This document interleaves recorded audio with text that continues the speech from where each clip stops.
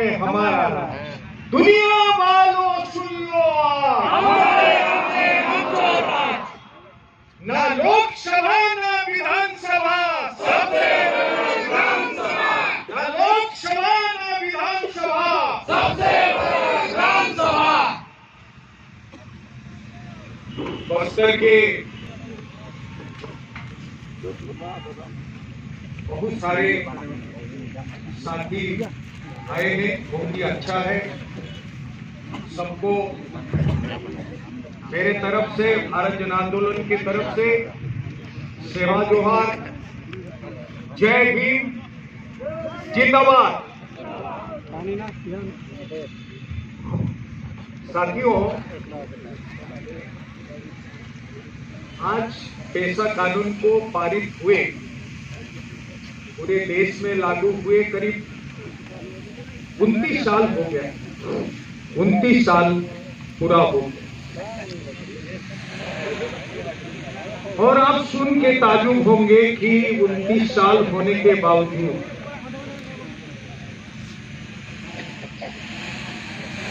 पेशा कानून अभी तक भारत में किसी प्रदेश में लागू नहीं हुआ। ध्यान से सुनिएगा कि पेशा कानून लागू होने के बाद भी भारत के कोई भी प्रदेश में पेशा कानून लागू नहीं हुआ। हम आवाज करते हैं कि पेशा कानून को लागू करो, नियम बनाओ। अब छत्तीसगढ़ ने नियम भी बना दिया, विभिन्न प्रदेशों में नियम बन रहा है, लेकिन नियम किसका बन रहा है ये हमने किसी को कोई उसको पढ़ते नहीं है ना समझते। नियम बन रहा है राज्य पंचायत राज अधिनियम के अधीन में रहते हुए नियम बन रहा है, पेशा का नियम नहीं बन रहा। और यही गलतफहमी जो है बहुत बड़े पैमाने पर पूरे भारत में जो है ना यही है। सब लोग बोल रहे हैं कि 24/12/1996 के तो संसद ने कानून बना दिया, और कौन सी कानून की बात कर रहे हैं। इसीलिए आप सारे लोग एकजुट हुए हैं और बस्तर की राजधानी में जो इकट्ठा हुए हैं, हम सबको समझने की जरूरत है कि क्यों 29 साल से जो है ना पेशा कानून लागू नहीं हुआ। जो भी चल रहा है वो छत्तीसगढ़ पंचायत राज अधिनियम के अधीन चल रहा है। पेशा कानून किसी के अधीन नहीं है, याद रखिए। पंचायत राज कानून कहां से निकलता है? पंचायत राज कानून जो है संविधान के 7वीं अनुसूची से निकलता है। और पेशा कानून जो इस देश की मूल निवासियों का आजादी का पैगाम है, फ्रीडम चार्टर अंग्रेजी में बोलते हैं, स्वायत्तता की ये संविधान 500 खेल समझने की जरूरत है कि भारत साल हो गया है, हर 24 तारीख को जो है पेशा दिवस बन रहा है। आदिवासी परेशान क्यों है? इस देश का मूल निवासी परेशान क्यों है? अपने मातृभूमि से जो है वो विस्थापित क्यों हो रहा है? बड़े पैमाने आजादी के बाद से कोई जितने विस्थापित हुए हैं उसका लेखा जोखा तो है नहीं, लेकिन करीब करीब जितने हुए हैं उसमें 40% जो है इस देश की मूल निवासी अपने मातृभूमि से बेघर हो गए और किसी में कोई कागज में नहीं लिखा नहीं है। संविधान का मंशा वो नहीं था कि इस देश की मूल निवासी अपने मातृभूमि से जो है अलग नहीं होना चाहिए। ये संविधान का मंशा है। ये 5वीं अनुसूची का मंशा है। और संविधान जब बन रहा था तो इस देश की जो नेताएं थे, नेता लोग जो है इस देश की मूल निवासियों के साथ एक सामाजिक इकरारनामा हुआ था, जिसको अंग्रेजी में बोलते हैं सोशल कॉन्ट्रैक्ट। कॉन्ट्रैक्ट हुआ था इस देश के मूल निवासियों के साथ। यही था कि आपकी अपनी परंपरा, अपने इलाके को जो है आपके तौर पर जो है ना आप शासन करेंगे। ये कॉन्ट्रैक्ट, ये इकरारनामा हुआ था। इसीलिए संविधान में 5वीं अनुसूची में ये लिखा गया। लेकिन आजादी के बाद से जो है उसको कोई ध्यान नहीं दिया, असंतोष बढ़ते गया और इस देश की मूल निवासियों के साथ जो है जो परेशानी हुई, जिसको बोलते हैं कि पहला तो जो है वो अपने इलाके से विस्थापित होते गया, उसकी इलाका, उसका संस्कृति विखंडित हो गया, वो कहां गया उसका पता नहीं, बिखराव हो गया। और उसके बाद अपने इलाके से बिखरने के कारण जो है आज के तारीख में वो विनाश की कगार में। तो इस देश के मूल निवासियों के साथ जो हुआ है वो क्या हुआ है? विस्थापन, विखंडन, बिखराव और विनाश। और यही सिलसिला चलेगा। तो जैसे उत्तर अमेरिका में मूल निवासी आज पूरी तरह से खत्म हो चुके हैं, जो उनका इलाका था, और आज तो जहां है उनको कुछ एक पिंजरे जैसे जो है ना छोटे इलाके में सीमित कर दिए। वही हालत शायद हम जगेंगे नहीं, समझेंगे नहीं तो भारत के मूल निवासियों के साथ वही होने वाला। और बड़े पैमाने पर अभी बस्तर में जो है बड़े बड़े परियोजना के लिए कंपनियां आएंगे, भू अधिग्रहण होगा और विस्थापन होगी, और कहां जाएंगे पता नहीं चलेगा। तो अपना कहना है कि ये जो कानून बना था, ये कानून उसी का ही 5वीं अनुसूची से निकला था कि अनुसूचित क्षेत्र में वो मूल निवासी अपने तौर तरीके से जिएंगे। इसीलिए क्योंकि आजादी के पहले जो है वो इस देश की मूल निवासी आजाद था, और आजादी के बाद इस देश की मूल निवासी जो है वो पराधीन हो गया, आजादी नहीं रहा, गुलामी हो गया। इसलिए गुलामी कहते हैं कि उसके बिना इजाजत से उसके इलाके में पुलिस, फॉरेस्ट वाला, सारे अधिकारी घुस गए, पहले नहीं घुसे। और पेशा कानून जो है वही बोलता है कि उसके बिना इजाजत से सरकारी अधिकारी, कर्मचारी जो है ना नहीं घुसेंगे। ये कानून बना, लेकिन उस कानून में ये पेच था कि देखिए इस तरह से कानून जो 5वीं अनुसूची से निकला है वो पंचायत राज कानून जो है से अलग है। पंचायत राज कानून में जो है ना ग्राम पंचायत और सरपंच बड़ा रहता है, पेशा कानून में जो है ना गांव बड़ा रहता है, पंचायत छोटा होता है। ये फर्क है। और पेशा कानून बोलता था कि पेशा कानून के तर्ज पर राज्य विधानमंडल जो है वो कानून बनाएगा, अलग कानून बनाएगा, और 1 साल के अंदर में कानून बनाना चाहिए। लेकिन पेच ये हो गया, पंचायत राज में भी पंचायत है और पेशा कानून में भी पंचायत है। वही फर्क हो गया, वही समझ में हेरफेर के कारण पेशा कानून को जो है वो राज्य पंचायत अधिनियम के साथ जोड़ दिए। जोड़ने के कारण सारे चीज गड़बड़ हो गए। जैसे आप देखोगे कि साइकिल में टायर बदल करके जो है ना कार का टायर लगा दोगे तो साइकिल चलेगी क्या? वही बात जो है 29 साल से हो रहा है हम घूम रहे हैं, कहाँ ये नहीं हुआ वो नहीं हुआ, लेकिन सही मायने में क्या है कि पंचायत राज कानून अलग है और ये पेशा कानून अलग है।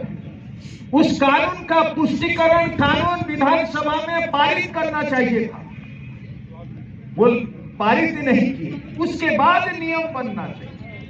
अभी क्या हो रहा है कि मूल कानून पंचायत राज कानून है और उसी का ही पुष्प जो है वो नियम बना दिए ग्राम सभा। पेशा कानून सिर्फ गांव की बात नहीं करता है, याद रखें। पेशा कानून जो है मूल रूप से दो सरकार की, अनुसूचित क्षेत्र में दो सरकार की स्थापना की बात करता है। दो सरकार बनेंगे, सरकार मतलब विधायिका, कार्यपालिका, न्यायपालिका और वित्तीय अधिकार जो है दो सरकार के पास होगी। इस देश में पेशा कानून के पहले तीन सरकार जो है तीन इलाके में थे।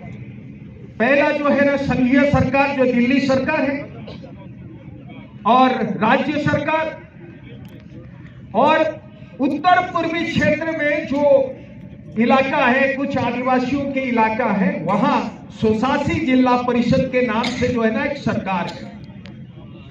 24/12/1996 के बाद भारत की संसद ने यह कहा कि पूरे 5वीं अनुसूची के इलाके में जहां आदिवासी रहता है, अनुसूचित क्षेत्र है, वहां दो सरकार की स्थापना होना चाहिए। इसलिए धारा 4 कानून को देखिएगा, धारा 4 घ में जो है वो सरकार की बात कहा है। वो सिर्फ ये ग्राम सभा नहीं कि जो कि सचिव उसको चलाएगा, वो सरकार है। अब उस सरकार की ताकत देनी चाहिए, अभी तक ये बात उठ नहीं। दूसरी बात 4(9) को पढ़िएगा। 4(9) बोलता है कि जिला स्तर में स्वशासी जिला परिषद होना चाहिए, मतलब हर जिले में जो है जिला सरकार हो। सरकार मतलब विधायिका, कार्यपालिका, न्यायपालिका और वित्तीय अधिकार हो। वो कहां है? जब तक ये नहीं होगा तब तक आप स्वशासी हो ही नहीं, क्योंकि आपके इलाके पर आपका अधिकार नहीं होगा। तो कैसे होगा?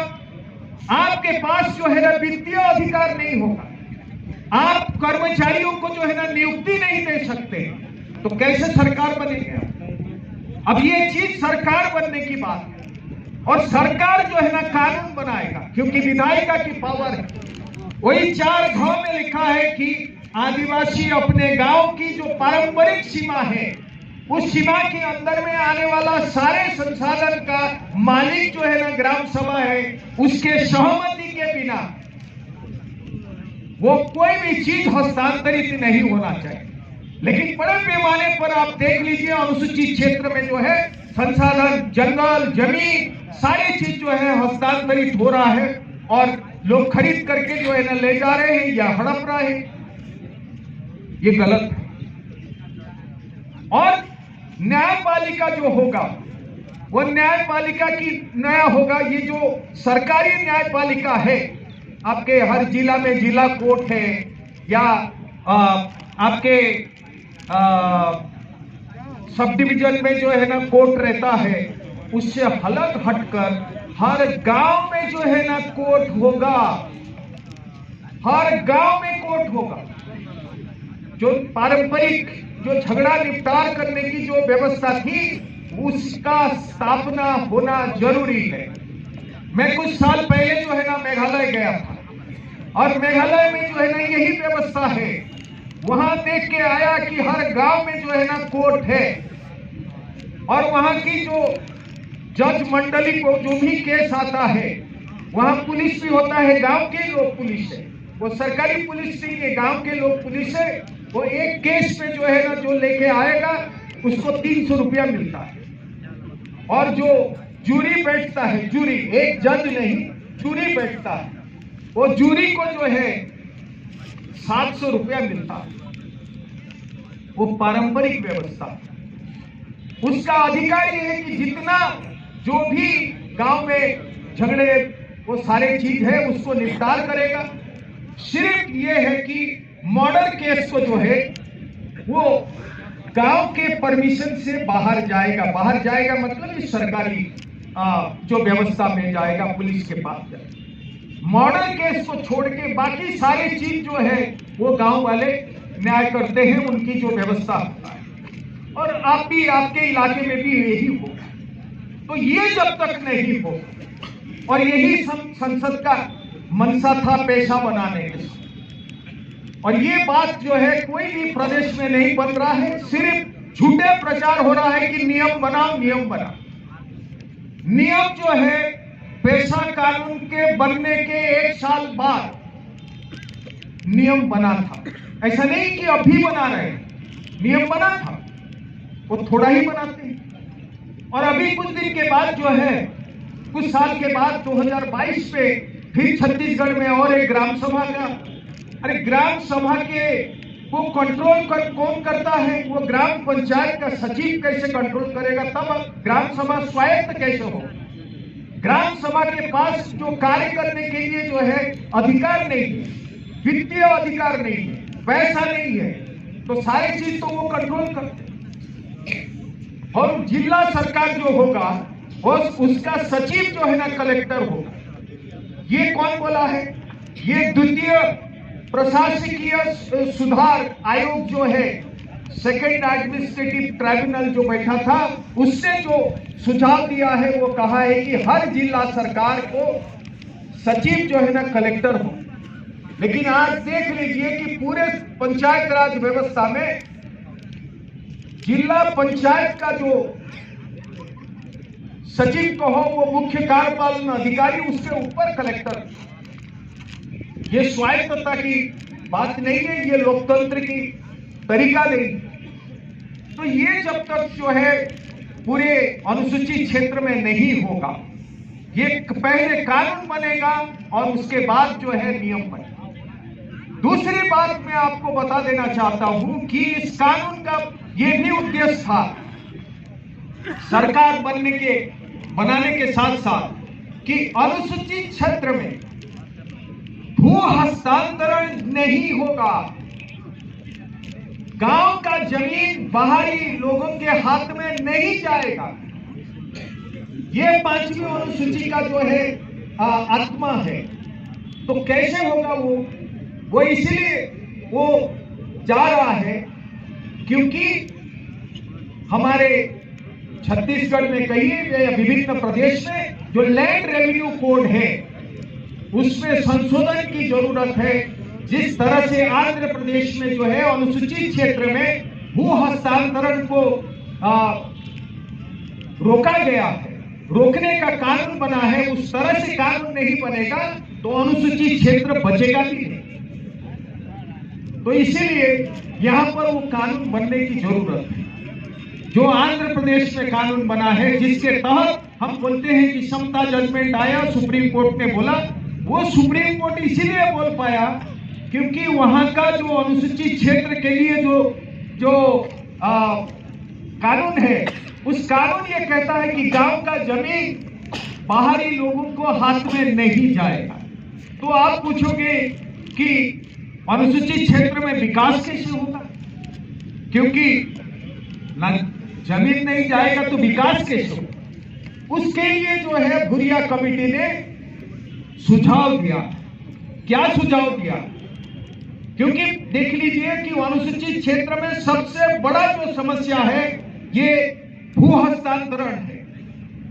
अब ये इसके विरुद्ध में लंबे समय से आदिवासियों ने अंग्रेजों के समय से और उसके बाद भी आजाद भारत में लड़ाई लड़ा है कि हमारी जो जमीन है, हमारी गांव की जो जमीन है, हमारी माँ है, आप उसको जो है ना बेच रहे हैं, आप उसको लूट रहे हैं। तो इसके विरुद्ध में जो लड़ाई लड़े उसके तहत जो कानून बना है आंध्र प्रदेश, वो ये है कि कोई भी परियोजना आएगा पहले ग्राम सभा की सहमति जरूरी है। पहला चीज ग्राम सभा सहमत होगा कि हमारे यहाँ पर ये होगा। दूसरा जो आंध्र प्रदेश का कानून है वो ये बोलता है कि जो भी परियोजना बनेगा, जो पैसा लगाएगा, कोई कंपनी कहो कुछ भी कहो, जो पैसा लगाएगा उसका हिस्सा सिर्फ 26% है। बाकी जो है वो ग्राम सभा का है, 50% ग्राम सभा का है। जो पैसा ला रहा है कंपनी वाला उसका 26% है। चौथा चीज ये है कि कोई भी व्यक्ति वो आजीविका से जो है उसका जो जीने की आधार है उससे वो विस्थापित नहीं होगा। उसका अर्थ यह है कि उसका जमीन गया तो उसको आजीविका के लिए जो है ना पूरा देना पड़ेगा। तो इसके बाद जो है कोई प्रकल्प आ सकता है, कुछ आ सकता। आज क्या हो रहा है? आज ये हो रहा है कि कोई भी कंपनी पैसा ला रहा है, पैसा लाके जो है ना हमारे इलाके की जंगल, जमीन, पानी सारे चीज ले, और यहां तक कि सरकार भी वही कर रहा है। 5वीं अनुसूची ये भी कहता है और आंध्र प्रदेश का ये कानून बोलता है कि अनुसूचित क्षेत्र में राज्य सरकार का उसमें ज्यादा जो है, राज्य सरकार जमीन का मालिक नहीं है। वो ग्राम सभा को बिना पूछ के जो है वो कुछ कर ही नहीं सकता। तो ये जो है ये पेशा कानून है, और पेशा कानून के तहत हमारे यहाँ पर बस्तर में पहले छत्तीसगढ़ के विधानसभा जो है ना उसको पारित करे।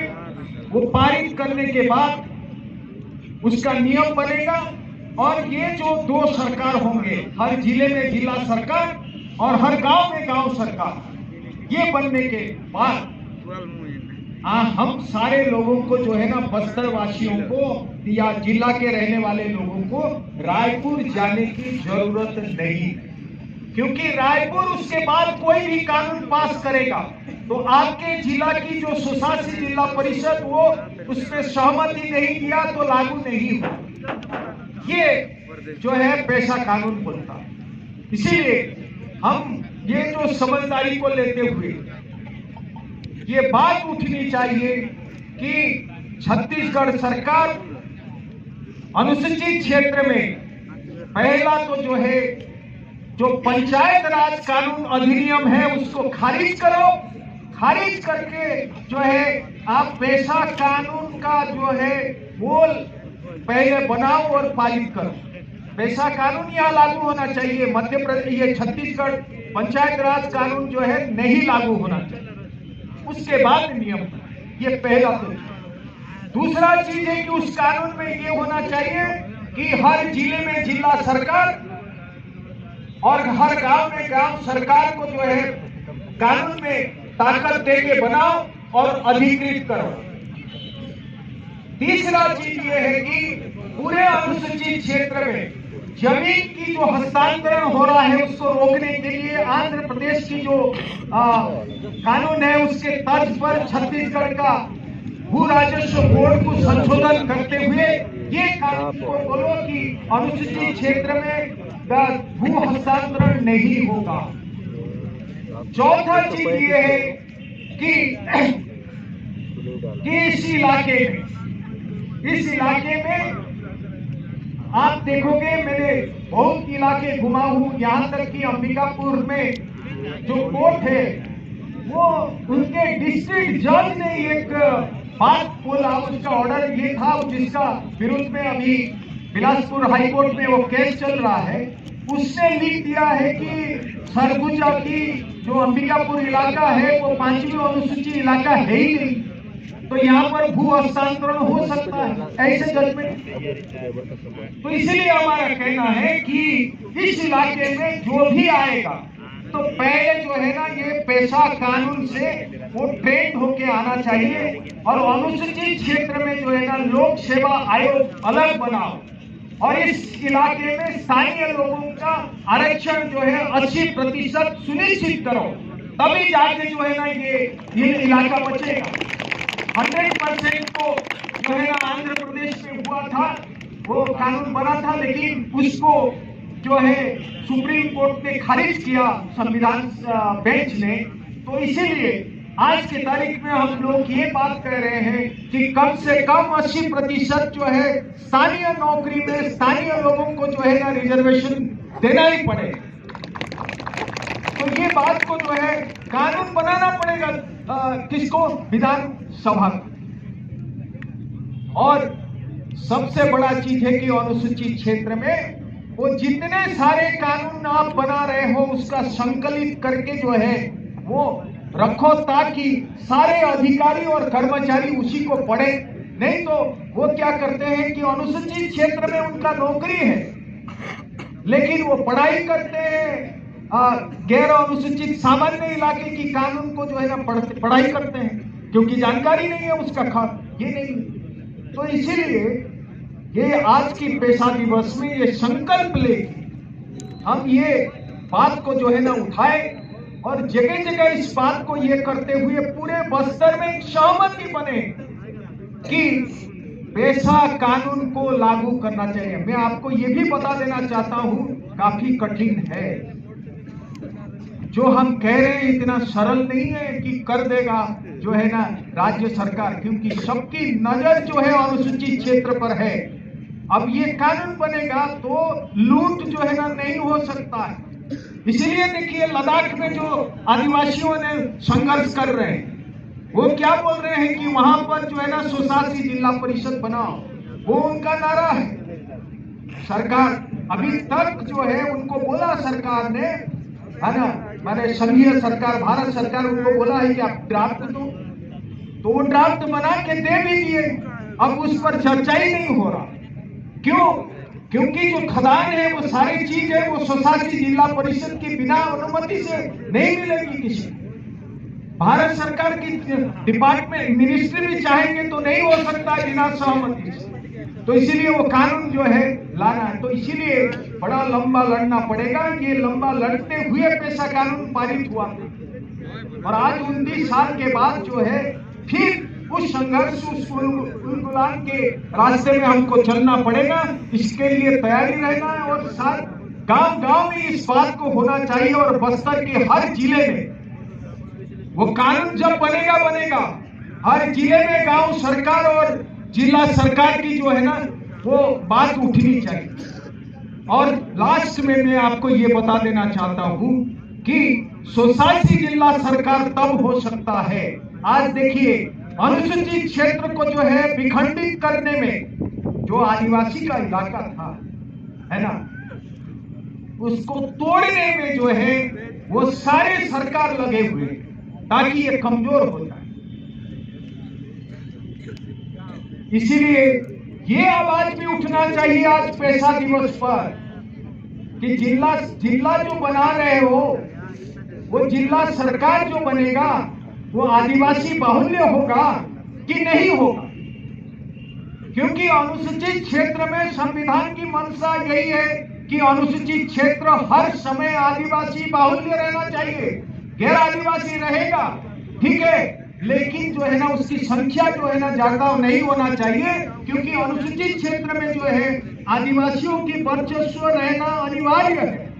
लेकिन जिस तरह से अनुसूचित क्षेत्र को बनाया जा रहा है उसको तोड़ा जा रहा है, उसमें जिला और ब्लॉक बनाया जा रहा है, तो बहुत समय में आप देखेंगे कि अनुसूचित क्षेत्र में जो है वो ब्लॉक और जिले में आदिवासी संख्या कम। अब उसके लिए क्या बोला? उसके लिए जो है 2002 में अनुसूचित क्षेत्र और अनुसूचित जनजाति आयोग जो माननीय दिलीप सिंह भुरिया जी की अध्यक्षता में बना था, उसने जो सिफारिश दिया है वो सिफारिश दिया है कि 1961 में 61 की जनगणना में जिस गांव में 40% आदिवासी थे उस सारे गांव को जोड़ते हुए जो है ना नया जिला बनाओ। नया ब्लॉक बनाओ जहां पर आदिवासी बहुतांश में होंगे। और आज ये जो है ना अनुसूचित क्षेत्र का जो है आदिवासी की संख्या कम हो रहा है। पलायन एक कारण हो सकता है, लेकिन उससे सबसे बड़ा जो है विस्थापन हो रहा है और बाहरी लोगों की जो है ना जबरदस्त जो है वो घुसपैठ हो रहा है। और वो जब तक नहीं होगा आपका जिला सरकार नहीं हो सकता। तो इसीलिए ये सारे डिमांड को लेते हुए जो हम आगे बढ़ेंगे और इस देश का मूल निवासी आगे बढ़ेगा तो सही मायने में जो है आजादी मिलेगी। अन्यथा मूल निवासियों की जो भविष्य है वो बड़े संकट में जो है ना है, क्योंकि उनका संकट इसीलिए है कि इस इलाके में जो है सबसे ज्यादा संसाधन इसी इलाके में, और इसी संसाधन को हड़पने के लिए, कब्जा करने के लिए, लूटने के लिए बहुत बड़े पैमाने पर बड़े बड़े कंपनी वाले आएंगे, आ रहे हैं और इस चीज को जो है लोकी कर सकता है। मैं आपको याद सिर्फ देना चाहता हूं कि इस चीज को जो है इतने साल से कोई पार्टी ध्यान नहीं दिया और ये समाज जो है आवाज उठाएगा तो पार्टियों को भी जो है ना सोचने के लिए मजबूर। तो इसीलिए मैं आज की पेशा दिवस पर ये स्पष्ट करना चाहता था कि पेशा कितना महत्वपूर्ण है और पेशा जो है अभी तक कहीं भी लागू नहीं हुआ है और गलत फहमी इतने बड़े पैमाने पर है कि पंचायत राज कानून का नियम को ही थोड़ा सा बदलते हुए जो है लागू कर रहे हैं। ये बिल्कुल पेशा नहीं, ये जो है जिसको बोलते हैं कि मतलब प्योर चीज है ही नहीं है, मिलावट चीज है और मिलावट से जो है आदिवासी और मूल निवासी परेशान होंगे ही और इसको बदलने का जरूरत है। तो साथियों, मैं इतने आपको बात को रखते हुए, क्योंकि समय बहुत हो गया है, लोग जो है दूर दूर जाएंगे और इस बात को आप लोग सिर्फ इसको एक ही दिन के लिए जो है ना इसको पालन मत करिए, इसको हर समाज में बात होनी चाहिए ताकि एकजुट होके अनुसूचित क्षेत्र को बचाना है। और अनुसूचित क्षेत्र बचेगा नहीं तो संस्कृति बचेगा नहीं, आदिवासी भी बचेगा नहीं, मूल निवासी बचेंगे नहीं, याद रखिए। और आज ये चल रहा है कि अनुसूचित क्षेत्र को तोड़ना है, कैसे तोड़ेंगे मैं उस बात को नहीं जा रहा हूं, वो आगे बात होगी, लेकिन अनुसूचित क्षेत्र को तोड़ने के लिए, कमजोर करने के लिए, खत्म करने के लिए बड़े पैमाने पर साजिश चल रहा है और इस पर मैं आप सब लोगों को आगाह करना चाहता हूं कि इस पर सोचिए।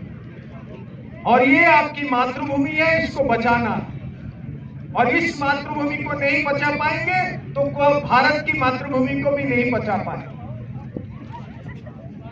तो मावा नाटे मावा राज, मावा नाटे मावा राज, आमचो गांव में आमचो राज, आमचो गांव में आमचो राज, लड़ेंगे जीतेंगे, लड़ेंगे जीतेंगे, जिंदाबाद। बहुत बहुत धन्यवाद विजय भाई आपका, जो आप इतने कम समय में हमारे समुदाय के साथ जुड़ पाए और जो बस्तर की स्थिति है, देश में किस तरीके की आदिवासी क्षेत्रों में स्थिति बनी हुई है, पेशा कानून की क्या परिस्थिति है, उस पे आपने बहुत सटीक समय में और सटीक बात आपने रखी।